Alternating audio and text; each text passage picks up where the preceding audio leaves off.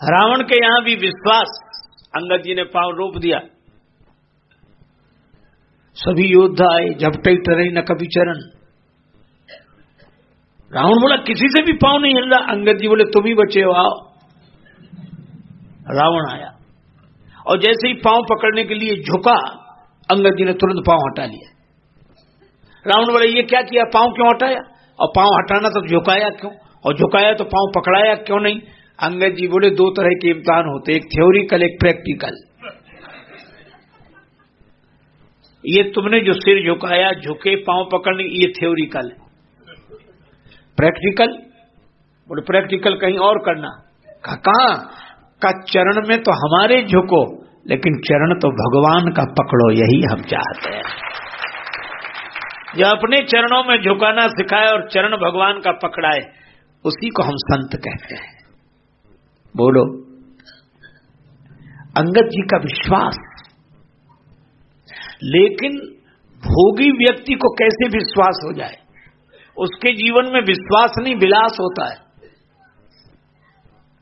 और इसलिए उसको लगा कि ये राजकुमार तो ऐसे ही है, संयम तो दिखाई देता नहीं है, साधना तो दिखती नहीं है, मैं परीक्षा लूंगा। और भगवान विश्वास के विषय हैं, परीक्षा के नहीं। और जब परीक्षा लेने गया तो परीक्षक ने अपना वेश बदला।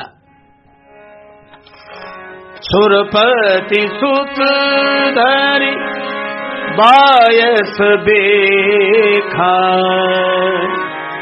सुरपति सुत धरि बायस बेखा, सुरपति सठ चाहत रघुपति बल देखा, रघुपति बल देखा, बल देखा, बल देखा। ये राम जी का बल देखने आया, और क्या बनकर आया? कौआ। ये बल देखना है राम जी का, और बना है कौआ। कुछ लोग बड़े अजीब होते हैं। हमारे यहां बल बढ़ाने के लिए बड़ी ऊंची ऊंची बातें कही जाती हैं। तात तुम्हारा मातु वैदेही, पिता राम सब भांति स्नेही।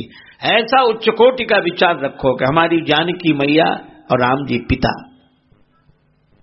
वेदांत का विचार करने वाली माता मदालसा ने कहा, शुद्धोसी बुद्धोसी निरंजनोसी।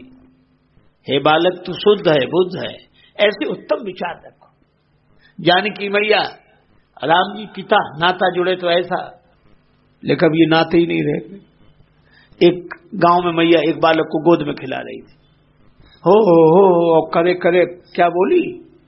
कौआ मामा आएगा, गलगल मौसी, चिड़िया, कौआ मामा, कौआ मामा कह के उसको दुलार रही है। आप विचार करो, जिसके ऐसे प्रतापी मामा हुए तो संतान में क्या संस्कार पड़ेगा? कौआ मामा। और ये कौआ ही बन के गया। बल देखना था राम जी का, बना कौआ। भगवान सो गए, श्री जानकी माता की गोद में सिर रख के सो गए। और इसने देखा कि भगवान तो सो रहे हैं। जितने ये कौआ छाप होते हैं, इनको लगता ही कि भगवान सो रहे हैं ही नहीं, सो रहे हैं। लेकिन इसने एक काम किया, भगवान का बल देखना था, श्री सीता जी के चरण में चोंच का प्रहार किया।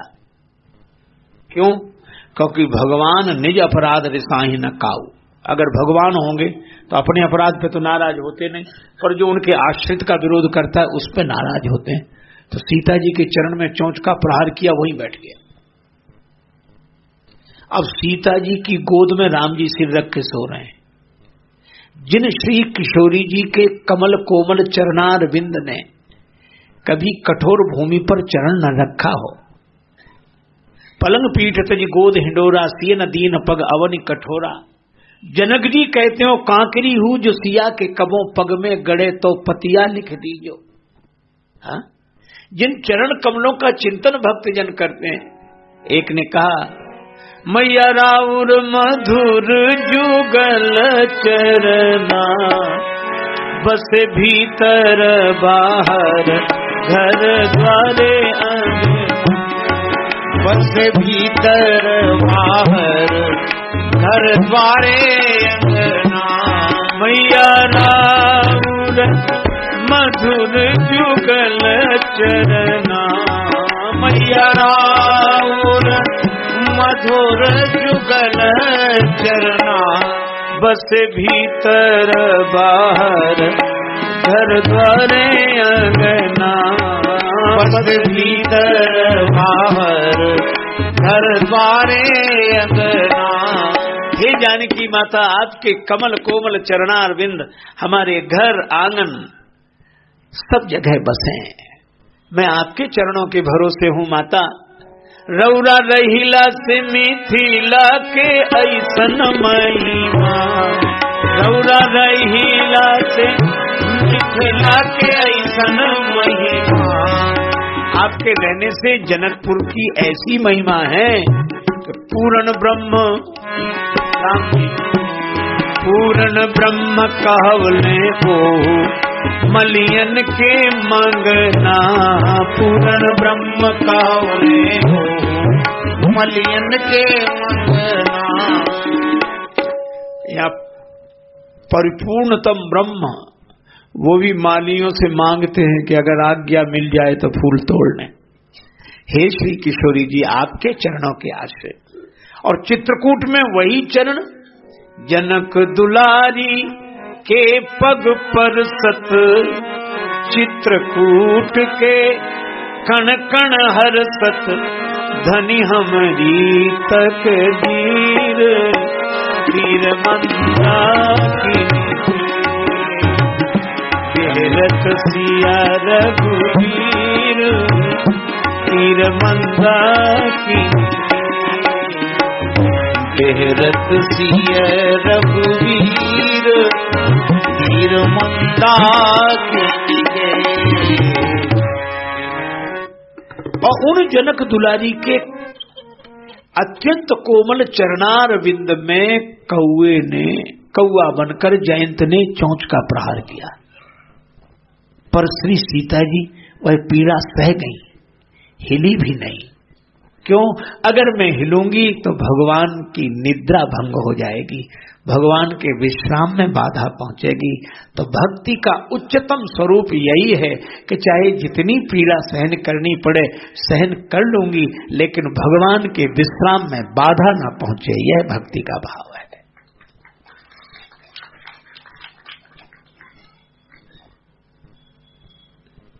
जानकी जी ने कहा नहीं और वो वहीं बैठा, चोंच में खून लगा वहीं बैठा।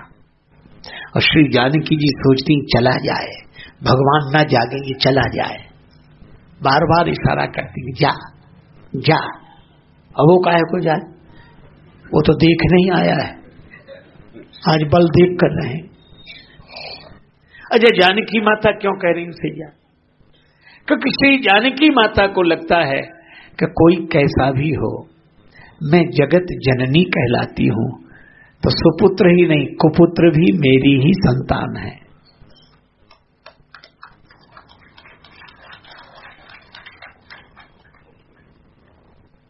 बालक मां का स्तनपान करता है, कभी कभी दांत लग जाता है। दूध पीने वाले बालक के द्वारा कभी कभी मां की छाती से रक्त बहने लगता है, तो मां फिर भी बालक को क्षमा करती है, मेरा बालक है। आज इसने चरण में चोंच का प्रहार किया, अगर रक्त निकल ही आया तो कोई बात नहीं, जा बेटा तू जा जा। कुपुत्रो जाए तो क्वचिदपि कुमाता न भवती, माता कभी कुमाता नहीं हो सकती, पर वो जाए काहे को ही बैठा। और जानकी जी ने भगवान से कहा नहीं, राम जी तो आंख बंद किए सो रहे थे। अच्छा, आदमी तभी गड़बड़ करता है जब उसे लगता है भगवान की तो आंख बंद है, उसे भगवान की आंख बंद लगती, अपनी खुली लगती। और भगवान तो आंख बंद करके भी देखते हैं। मैं देखता हूं कि देखते हैं, आप कौन कहता है मुझे होश नहीं। नेक कमाई कर ले बंदे, कर्म न करना काला, लाख आंख से देख रहा है तुझे देखने वाला। राम जी के नेत्र खुल गए, रक्त रंजित चरण देखा। जिस पुष्प की कलियों से जानकी जी का श्रृंगार किया था, लकड़ी की कुछ सीख पड़ी थी, एक सीख को धनुष बनाया, एक को बाण, और लगा दिया बाण जयंत के पीछे। सीख भगवान ने कुछ बदला नहीं। भक्ति के लिए जो आभूषण बन जाती है सीख, वही किसी अभिमानी भोगी के लिए काल बन जाती है। सीख वही है। जयंत ने सोचा कि बाण तो कौवे के पीछे लगा, हमारे पीछे तो लगा नहीं, वेश बदल दिया, जयंत के रूप में आ गया, पर बाण फिर भी लगा पीछे। ये भगवान का बाण है, कितने ही कोई शरीर बदल ले, पर बाण पीछे लगा तो लगा। जयंत आगे, बाण पीछे। भगवान का संकल्प। इंद्र के पास गया, देवराज इंद्र, पिताजी बचा लो, पिताजी। इंद्र ने कहा जल्दी जा, ने हमारे स्वर्ग में आग लगेगी, तू जा। बेचारा भागा और भगवान का बाण पीछे। उसे पिता का बड़ा सहारा था, लेकिन जगत में ऐसा ही होता है। एक महात्मा के पास एक सज्जन जाते थे, बड़े सत्संगी थे। एक दिन अनुपस्थित रहे। दूसरे दिन महात्मा ने पूछा कल तुम आए नहीं? महाराज कुछ काम। क्या काम? सगाई हो गई हमारी। महात्मा बोले सगाई हो गई? हाँ। बोले तुम हमसे गए। 6 महीने बाद फिर 3 दिन तक नहीं आया। पूछा क्या बात? बोले शादी हो गई। बोले अपने माँ बाप से गए। 5 साल बाद फिर 2-3 दिन नहीं आया। क्या हुआ? बेटा हुआ है। महात्मा बोले अपने आप से भी गए। और उसको समझ में नहीं आई। बोले महाराज सगाई हुई तो बोले हमसे गए, शादी हुई तो माँ बाप से गए, बेटा हुआ तो अपने आप से गए। महात्मा बोले कि हाँ ठीक ही तो कहा, सगाई हो गई माने हमसे गए, अब तुम बाबा जी नहीं बनोगे, हमसे गए साधु नहीं बनोगे, संसारी बनोगे। और विवाह हुआ तो माँ बाप से गए, अब चिंता माँ बाप की करोगे कि जिसको विवाह के लाए हो उसकी? हाँ ये भी। और बेटा हो गया तो अपने आप से गए। किसी ने दिया, लो लड्डू प्रसाद ले लो महाराज, हम रख लेंगे। कहा घर जाके बच्चे को देंगे, बच्चे कहे खुद से। तो बोला महाराज आप संसार में रहते नहीं हो, हमसे पूछो, संसार बड़ा अपना होता है। हमारे पिता, हमारा परिवार है ऐसा कि जैसा किसी का नहीं होगा, हमें बहुत चाहते हैं, बहुत चाहते हैं। महात्मा बोले एक काम करो, तुम्हें योगाभ्यास तो है ही, श्वास रोक ही लेते हो, भीतर ही भीतर लेते रहते, ऊपर से रुक ही लगे। हाँ आज यही करना। फिर बोले तुम तो चुपचाप दशा में सुनते रहना, फिर जो होगा तो हम देख लेंगे। गया, अब सांस रोक के पड़ा। क्या हो गया मेरे लाल को, क्या हो गया माई बापा, मेरे बेटे को क्या हो गया? पत्नी वहां रहा है मेरा सुहा।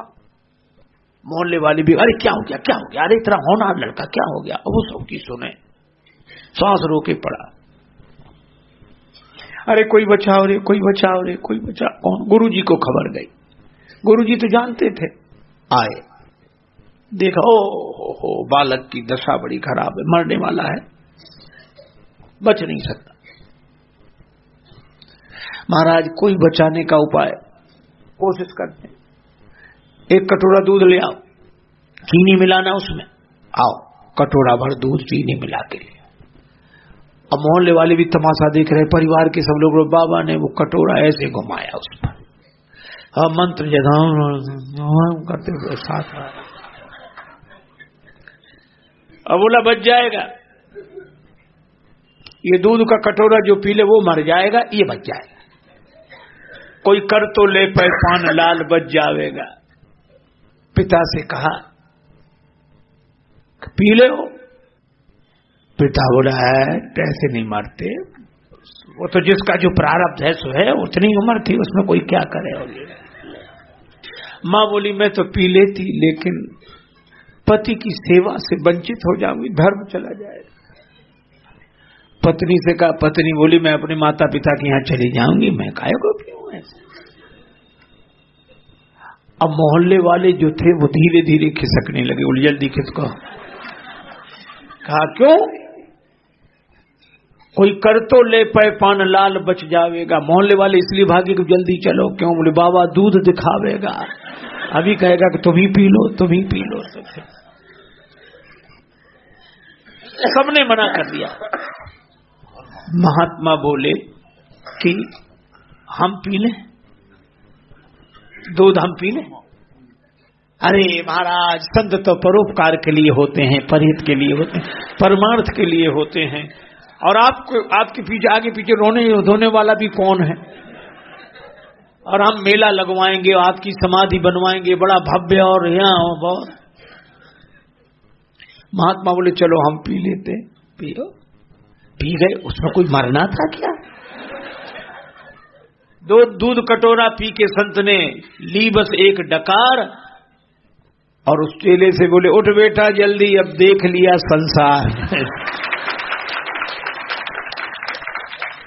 परलोक बनावेगा। चल। तो जैसे महात्मा उसे संसार दिखा देना चाहते थे, इसी तरह ये भगवान का बाण संसार दिखा रहा है जयंत को।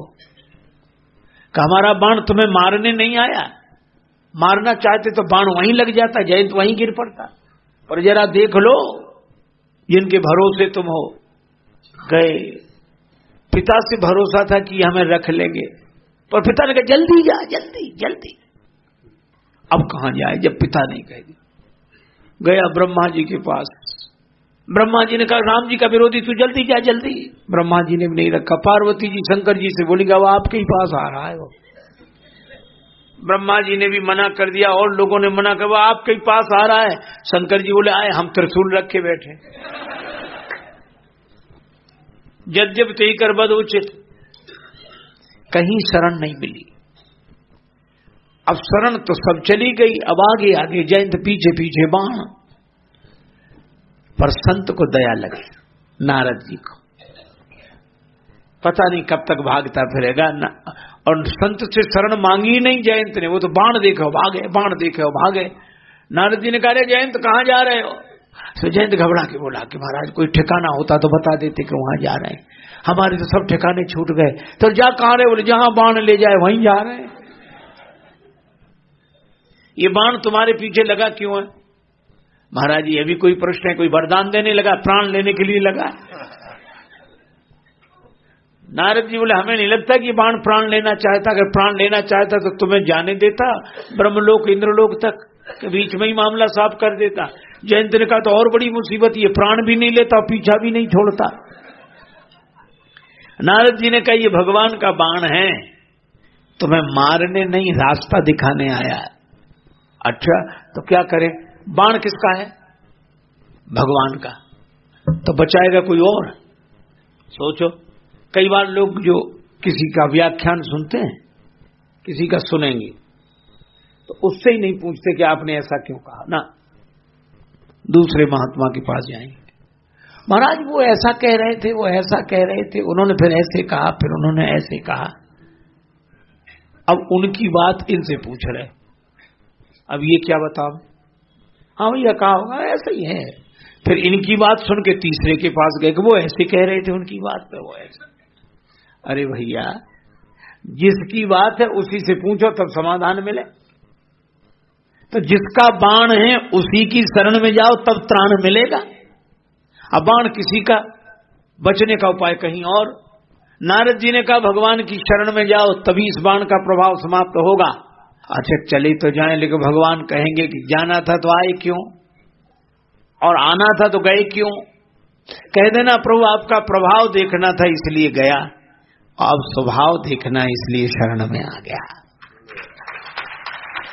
ये संत ने सुझाव दिया और गया जयंत। निज कृत कर्म जनित फल पायूं, अब प्रभु पाही शरण तक आए अब प्रभु शरण तक आए अब प्रभु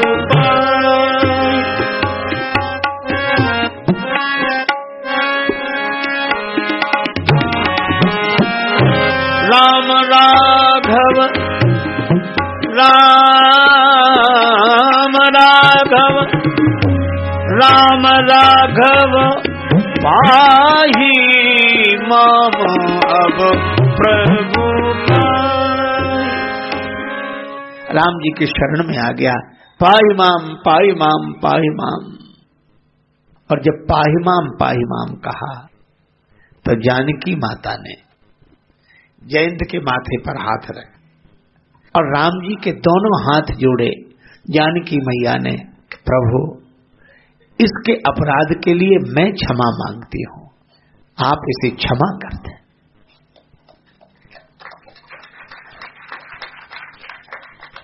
और जानकी माता के कारण भगवान ने जयंत को क्षमा किया। लेकिन बाण अमोघ था तो एक नयन करी तजा भवानी, एक आंख फोड़ ही दी, एक आंख। और एक आंख क्यों? कि संसार में अब तक दोनों आंखें थी, भगवान का भी भरोसा संसार का भी। लेकिन अब एक आंख इस बाण ने फोड़ दी, बता दिया कि संसार सहारा नहीं बनेगा, सच्चा सहारा तो भगवान का सहारा है, भगवान का आसरा है। और ये एक आंख बची। अब एक दृष्टि से भगवान सीताराम जी को देखो। गिरा अर्थ जल बीच सम कहियत भिन्न न भिन्न, बंदों सीताराम पद जिन्हि परम प्रिय खिन। पर श्री जानकी माता की करुणा के कारण जयंत बच गया। इसलिए भगवान का भरोसा रखने वाले माता की कृपा से निश्चिंत होते हैं।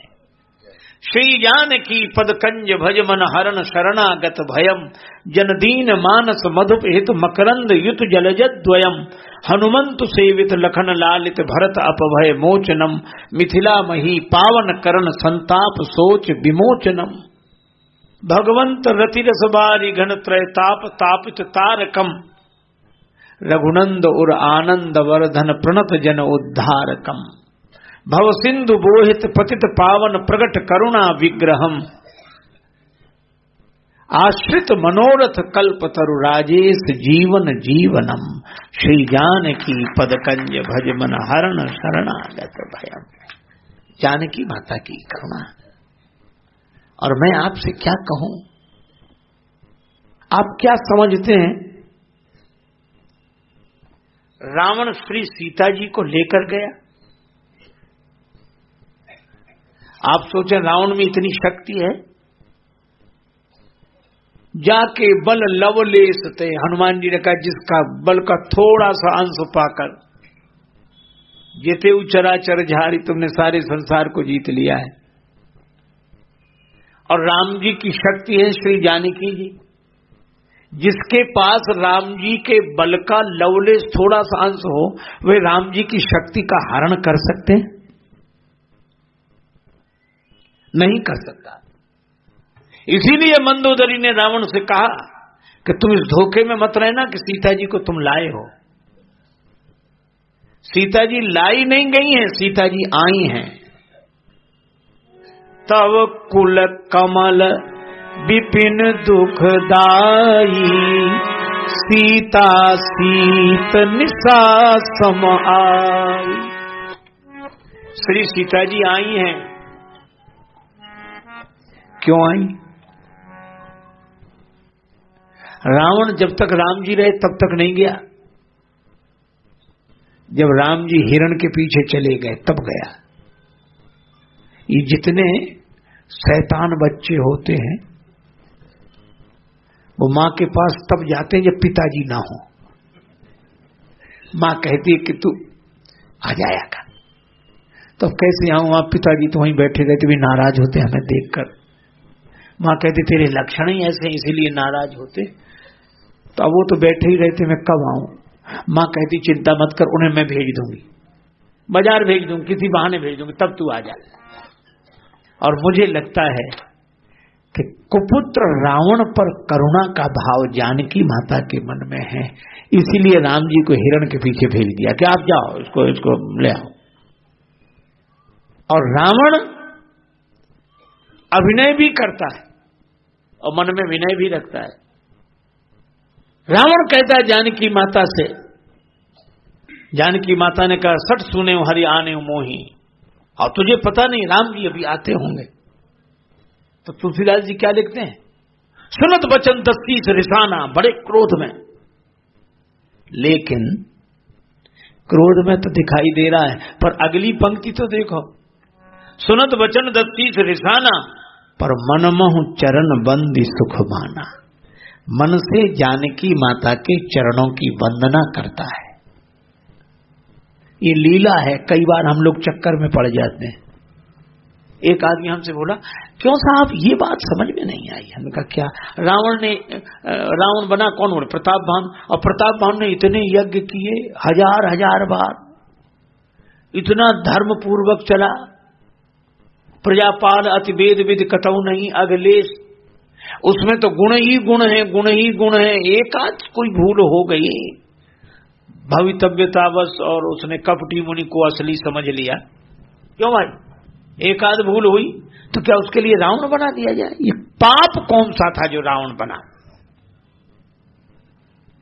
बात तो ठीक है, पर हमने उनसे कहा कि एक बात बताओ, आपके यहां रामलीला हो, मान लो आजकल हो रामलीला, और रावण बनाना हो तो किसी योग्य को बनाओगे क्या अयोग्य को?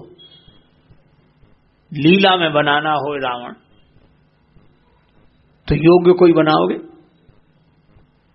दिखने में भी रावण जैसा हो और दिखे भी, और बोलचाल में भी कई बार गड़बड़ी हो जाती है। एक बार रामलीला में जो रावण का अभिनय कर रहा था वो पात्र हो गया बीमार।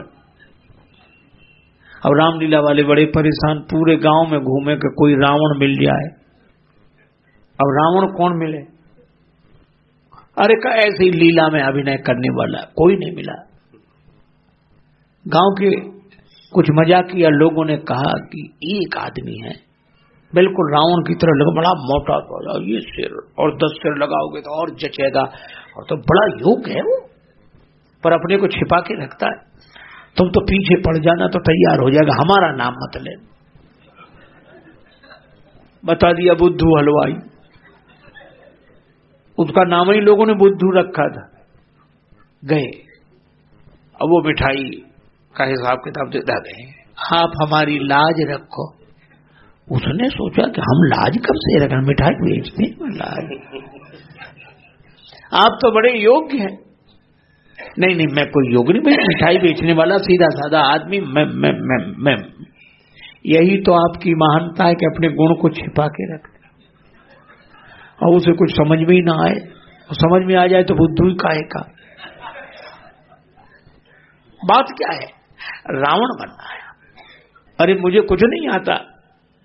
अरे आप जैसे ऊंचे कलाकार को कुछ आने की जरूरत क्या, आप जो बोलोगे वही पाठ हो जाएगा। ऐसे समझाया कि बुद्धू मान गया। बोले आपको कुछ नहीं, केवल ये कहना कि मैं लंकापति हूं, मैं दशानन हूं, मैं रावण हूं, बस, बाकी सारा पाठ अंगद जी का है, आपका नहीं। ठीक है, लीला वाले बड़े खुश कि योग्य आदमी मिला। अब वो मिठाई तो न बेचे, जो भी आए सब दिन भर यही पाठ कर, मैं लंकापति हूं, मैं दशानन हूं, मैं रावण हूं, मैं लंकापति हूं, मैं दशानन। लोग कहें अरे भले आदमी क्या हुआ, मिठाई ये पेड़ा कैसे दिए, मैं लंकापति हूं।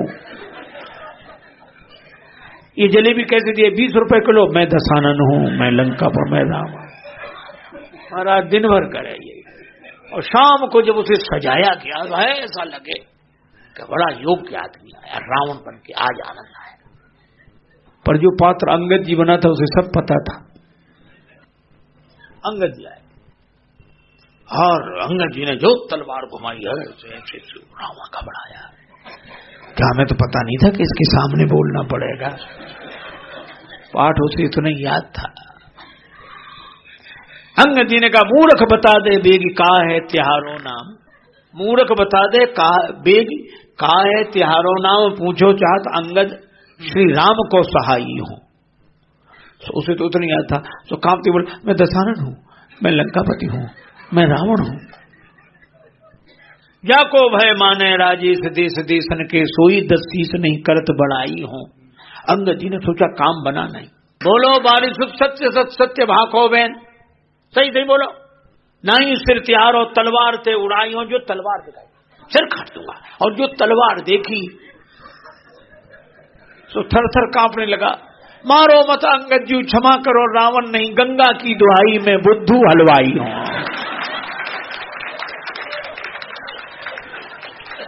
बोलो लीला बिगड़ गई कि नहीं? क्योंकि पात्र योग्य नहीं था। तो लीला में योग्य पात्र ही तो रखेंगे जिसमें गुण ही गुण हो। और जब आजकल लीला में हम योग्य पात्र रखते हैं, तो राम जी के जमाने में जिसे राम जी के सामने ही रावण बनना हो, तो उसे कम से कम प्रताप भानु जितने तो पुण्य करना ही चाहिए, तब रावण बनेगा।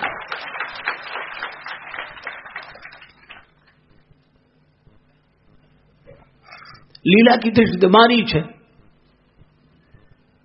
लक्ष्मण कर प्रथम ही ले नामा, लक्ष्मण जी का नाम पहले लिया।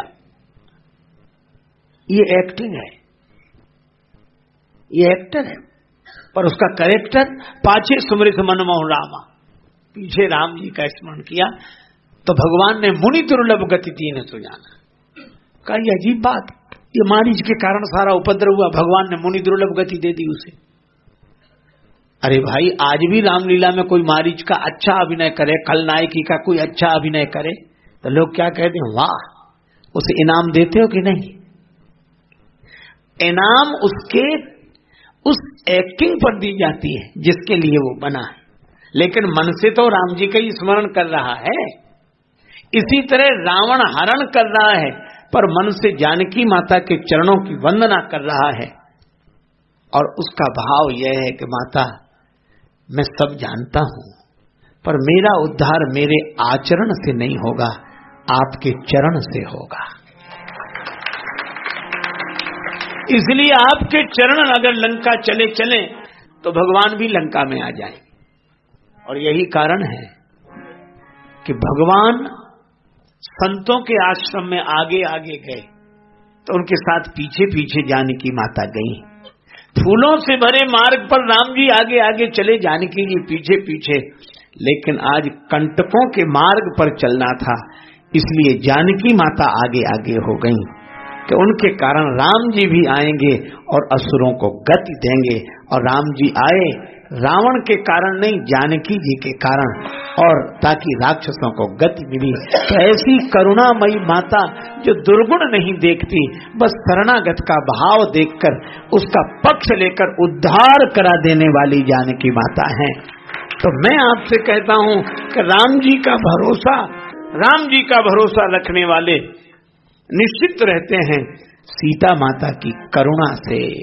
इसीलिए भक्त माता के भरोसे निश्चिंत रहता है, क्योंकि हरि अनंत हरि कथा अनंता, काई सुनहि समुझई सब संता।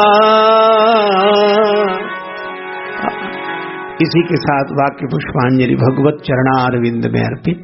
नाम संकीर्तन हरे राम राम राम सीता राम राम राम, हरे राम राम सीता राम राम राम, हरे राम राम राम सीता राम राम राम, हरे राम राम राम सीता राम राम राम, हरे राम राम राम सीता राम राम राम, हरे राम राम राम सीता राम राम राम, हरे राम राम राम सीता राम राम राम, हरे राम राम राम सीता राम राम राम, हरे राम राम राम